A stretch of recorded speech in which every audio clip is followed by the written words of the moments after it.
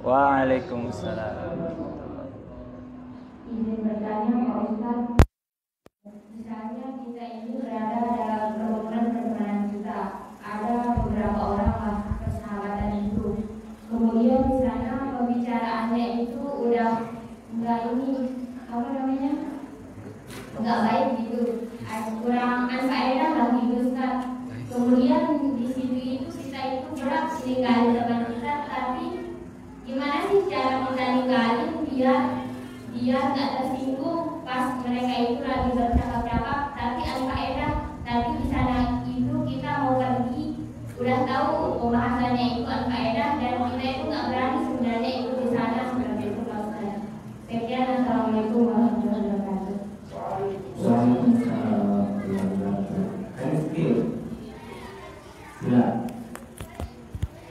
Mungkin perwakilan dengan bapak-bapak itu silakan. Paman Ahmad biasa ada doang kan langganan.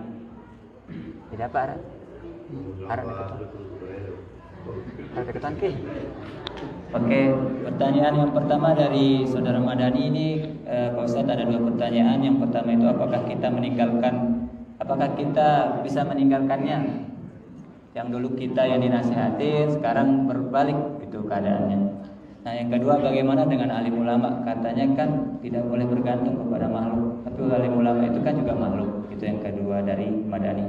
Dan pertanyaan yang kedua dari orang kedua atau Atul, teman yang anfaedah pembicaraannya, bagaimana cara kita meninggalkannya dengan baik dan sopan? Terima kasih.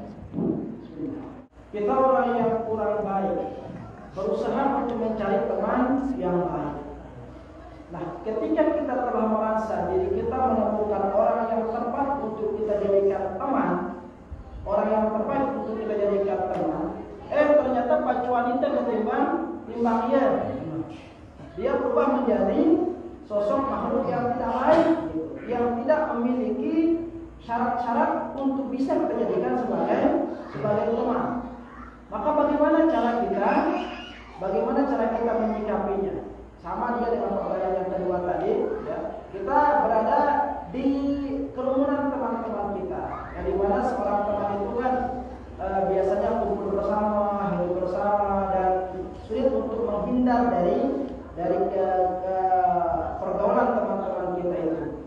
Tetapi pembicaranya anfaedah semua, tidak bermanfaat semua. Bagaimana cara kita menyikapinya? Ini sama.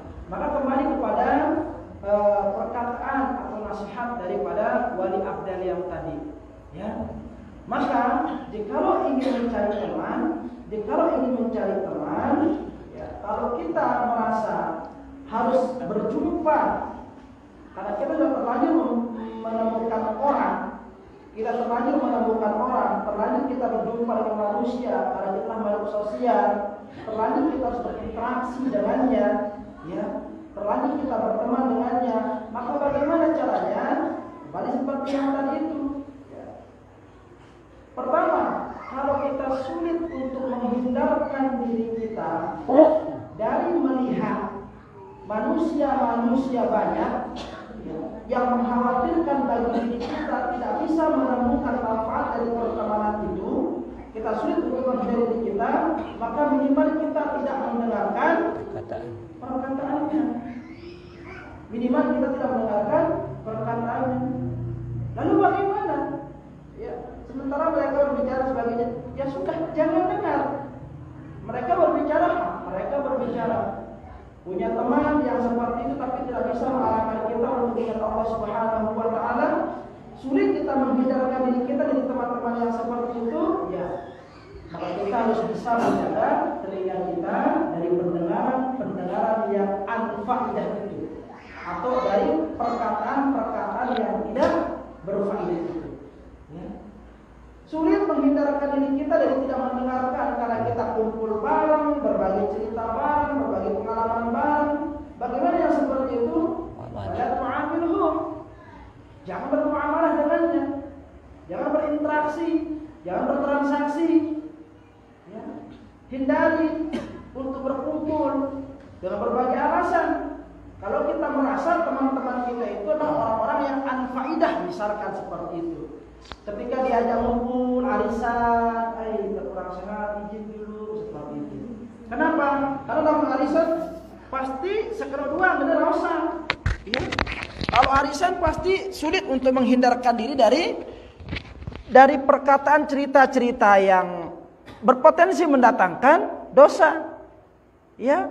Maka cari celah untuk kita bisa menghindar dari pertemuan seperti itu.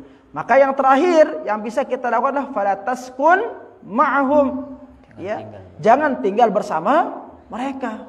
Artinya apa?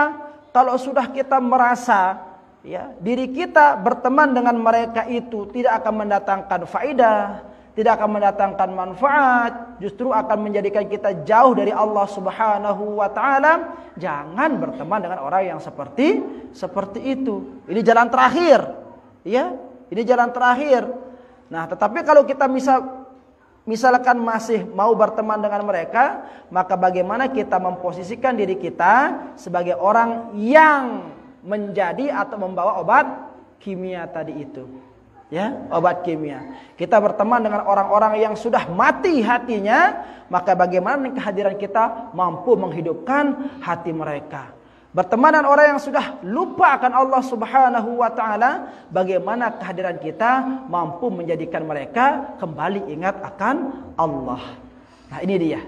Maka jadilah pertemanan itu dengan kita membawa obat kimia seperti perumpamaan yang tadi itu. Ya. Ini pertanyaan yang pertama dan pertanyaan dari penanya yang kedua. Pertanyaan kedua dari penanya pertama, ya. Tadi kan kita dilarang untuk bergantung kepada selain Allah. Apakah dengan kita mendatangi orang alim itu tidak dikatakan ya bergantung kepada makhluk? Nah, perhatikan hadratul muhtaramin rahimakumullah. Allah Subhanahu wa taala menitip perwakilannya di muka bumi ini melalui orang-orang yang Allah Subhanahu wa taala sudah titip kemuliaan pada dirinya. Ya. Allah menjadikan orang-orang yang dekat, manusia-manusia yang dekat dengan Allah itu sebagai perwakilannya di dunia. Ya. Bagaimana cara kita mengetahui Allah kalau kita tidak mendekati Rasulullah? Bagaimana kita mengetahui mengenal Rasul dan Allah kalau kita tidak mendekati para pewaris Nabi itu? Orang-orang alim itu, ya. Maka dengan kita mendekati, menghadiri orang-orang alim, menziarahi orang-orang alim, itu sesungguhnya kita ingin menuju Allah. Karena senantiasa kita bersama dengan mereka akan senantiasa diarahkan kita untuk mengembalikan ingatan kita kepada Allah Subhanahu wa taala. Jadi kita tidak mendatangi orang alim lalu minta kepada orang alim, menyerahkan kebutuhan segala macam bentuk urusan kita kepada orang alim, tidak. Ya. Kita mendatangi orang alim agar mampu menyelesaikan daripada permasalahan kita, karena mereka akan menasehati kita, mengeluarkan kalimat-kalimat thayyibah, kalimat-kalimat yang baik dari lisannya itu, sebagaimana yang dituntun oleh Allah Subhanahu wa taala dan Rasulnya. Ini tujuan kita. Jadi bukan mendatangi orang alim, Bapak Tuan Guru, tiang tunas, doa tiang, ya. Agar apa? Agar jelap sugi. Lalu memiliki perasaan ketika didoakan oleh orang alim, lalu kita akan segera menjadi orang kaya. Tidak. Orang alim itu hanya sebagai wasilah, perantara, jalan yang bisa menyampaikan kita, menghubungkan kita dengan Allah. Seperti itu. Kenapa kita dianjurkan untuk meminta doa kepada orang alim, untuk didoakan kepada orang alim, mohon maaf ya. Kenapa? Karena mereka memiliki posisi yang jauh lebih dekat dengan Allah dibandingkan dengan kita. Sementara orang-orang yang telah memiliki kedekatan dengan Allah Subhanahu wa taala, maka akan diistimewakan oleh Allah. Akan diistimewakan oleh Allah. Dan orang-orang yang sudah teristimewakan oleh Allah Subhanahu wa taala, sungguh ya Allah Subhanahu wa taala tidak akan mungkin menelantarkannya. Makanya para sahabat minta kepada Rasulullah, ya doakan. Ya, istri Rasulullah pernah berkata, "Duhai Rasul, kan sang petahdah hidup dalam keadaan yang seperti ini. Minta aja kaya kepada Allah." Ya. Bukankah engkau Rasul yang setiap permintaannya, permohonannya itu langsung diijabah oleh Allah Subhanahu wa taala? Apa jawaban baginda Rasul sallallahu alaihi wasallam? Gampang saja untuk saya minta kaya kepada Allah, karena setiap permintaanku tidak akan pernah ditolak oleh Allah Subhanahu wa taala. Ya. Tetapi aku khawatir dengan seperti itu tidak menjadikanku sebagai hamba yang tidak pandai bersyukur. Aku bisa memberikan kamu kekayaan, tetapi kamu aku tinggalkan. Itu perkataan baginda Rasul sallallahu alaihi wasallam. Ya. Coba kalau jizyah itu barang rampasan, bukan barang rampasan, barang apa namanya itu? Hasil perang itu, ghanimah, ya.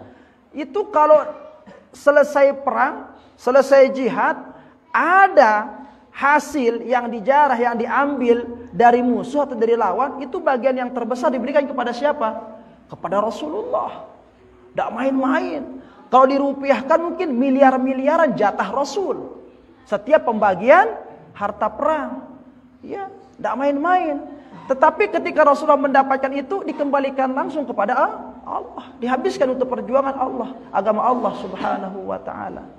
Nah ini dia. Gampang saja bagi Rasulullah, tetapi Rasulullah tidak menginginkannya. Jadi seperti itu, ya. Kita mendatangi orang alim itu bukan berarti kita menggantungkan urusan kita kepada orang alim, tidak. Tetapi kita berharap dia bisa sebagai penghubung kita untuk lebih dekat dengan Allah, agar hajat-hajat kita lebih cepat diterima oleh Allah. Seperti itu. Karena orang-orang alim itu merupakan perwakilan Allah di muka bumi ini.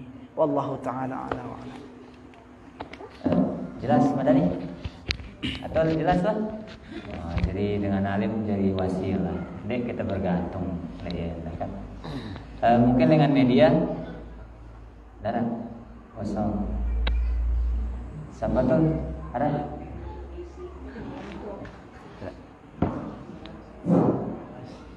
Bismillahirrahmanirrahim. Assalamualaikum warahmatullahi wabarakatuh. Waalaikumsalam. Izin bertanya Ustaz mengenai penyampaian yang tadi bahwa jangan berteman atau jangan satu atap dengan orang yang seperti yang dijelaskan tadi. Itu.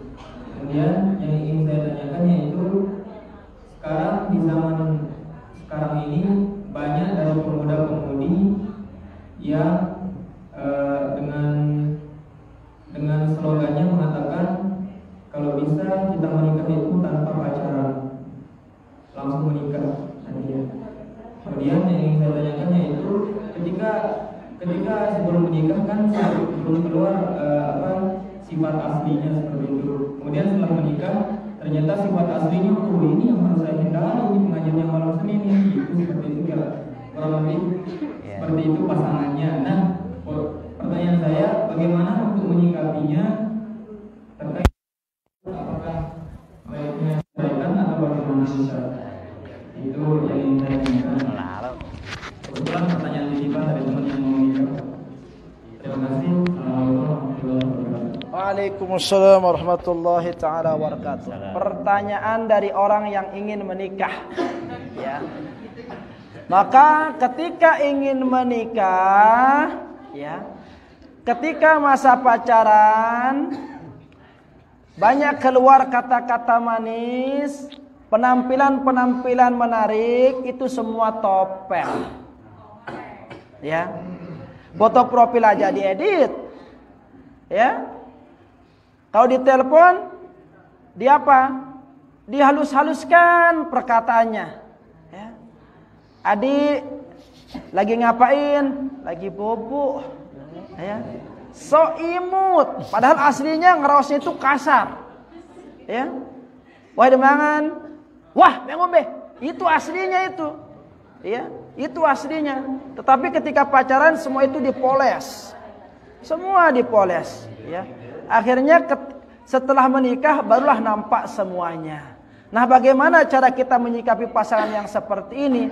Istri yang seperti ini atau suami yang seperti ini yang dipenuhi dengan topeng. Nah, maka Rasulullah sallallahu alaihi wasallam merintahkan kepada kita, ya, tankihul mar'ah li arba'ah.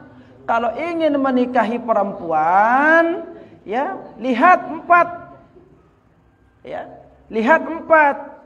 Apa yang pertama? Jamaliha, kita ingas. Karena biasanya naluri manusia itu girang demen leksi bagus. Ante de pede laun jo ti pamol ngono beka. Ya. Pete ingas dan lambala itu pete. Ya. Yang kedua apa? 5 liha, pete sisugi. Ya. Sisugi. Terus apa? Lina sabiha, cari yang keturunannya bagus. Ya. Bila perlu keturunan presiden, PT. Keturunan habaib, menteri, PT si bagus-bagus. Ya. Yang terakhir apa? Lidini cari yang bagus agamanya.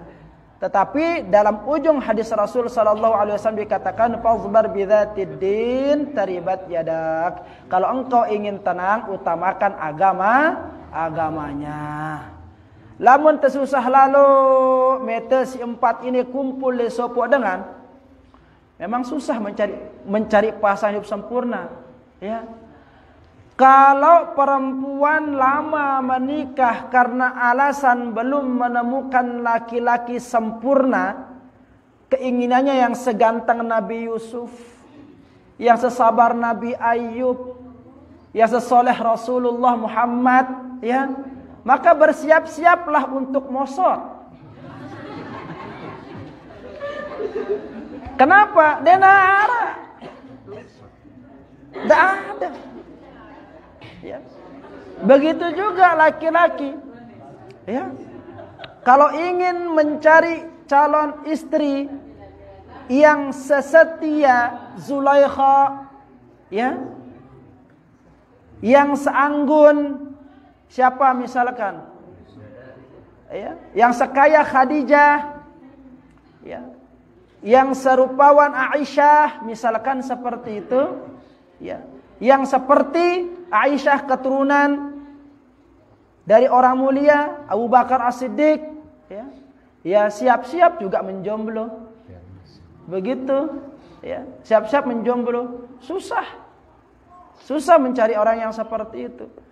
Maka kadang-kadang kalau kita nonton di video shot itu, video pendek kan video shot, ya. Ketika ingin ditembak oleh seorang laki-laki, dia mengatakan apa? Maaf, aku ingin mencari laki-laki yang seperti Muhammad. Lalu laki-lakinya menjawab, ya, apakah engkau layak juga untuk aku pertahankan karena engkau tidak sebaik Khadijah? Aneh. Makanya nggak akan bisa ketemu itu. Ya. Maka kalau sulit untuk mengumpulkan yang 4 ini, minimal si palang ujung ino, embe ya. Ya, lidiniha pete si bagus agamana. Dendek gantang na doang logo bakajengil, maka mereri selingkuhan di sana sini. Ya, besemitra lawan bahasa dengan sasak lain. Semitrana le tonotene. Ya, dan bau pergi tipe satu tempat pasti ada di setiap tikungan ke ngono ke tancap bendera di sana sini. Manu kejariana laun. Ya. Metanina ingasna doang logo agamana denara. Akhirnya apa? Ada kejadian si Rubin. Ya, ditinggal selingkuh. Akhirnya dia jogang mesa jadi laki-laki, tidak menerima istrinya digoda oleh laki-laki lain. Nah ini dia. Jadi lamun tuah mau pasangan si bagus agamana, insyaallah si lain-lain ino muda. Lamun temele ganteng, melen cantik, udah beli saja 50.000 glowing ini nah. Skincare. Apa rana? Skincare. Merek atau apa itu? Enggak. Kalau merek Aumera. Skincare. Ada pakai krim siang, krim malam. Ya, es krim. Gampang kalau mau cantik, mau cari yang ganteng. 100.000 mau lemperan teme salon, pada tanda terus sebini Anda.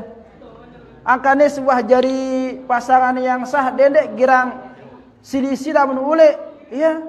Dulu ketika kita pacaran kamu nampak cantik sekali. Maka kata nikah, lengi, mombu, macam gue sudah sebut sebini Anda. Nyocok, lain masih berkemelaan, bilang jelo tama salon, bilang minggu kerimbat, ya kan? Bilang minggu sepa, maka mereri, buwe si ngurus paon, ngurus anak. Kalau pelunggu dah mele betah kita sebinan pelunggu dah. Kalau mau lihat cantik, kasih dia sesuatu yang bisa membuat dia cantik. Ini tuntutan kedua mele si binanti geus dagun daerah ni besade. Apa nu kudu tipe salon? Ya. Bilang kelam na moloang, kamu setiap ditindakkan cita membunuh kelelek bi. Lagu ni narani bilang si bini ana parfum. Ya, ngombe ang kuna senger. Jadi seperti itu. Harus sesuai keinginan kerja usaha kita. Kunan deh. Nah ibu-ibu nih yang sadar jawabannya bersinan kak. Kamu premonan epen balik ngeni ongkat berjawab. Angkara mudah meleng kita itu ingat sadar tekepeng kudu tamu salon ngeno ongkat. Ya seperti itu. Lamun meleng kita itu senger sadar tekepeng kudu beli parfum. Jadi seperti itu. Nih nuntut deduang logo dadarani besade bahkan susah juga. Ya. Jadi seperti itu bagi penanya teman-teman yang ingin menikah. Wallahu ta'ala a'lam.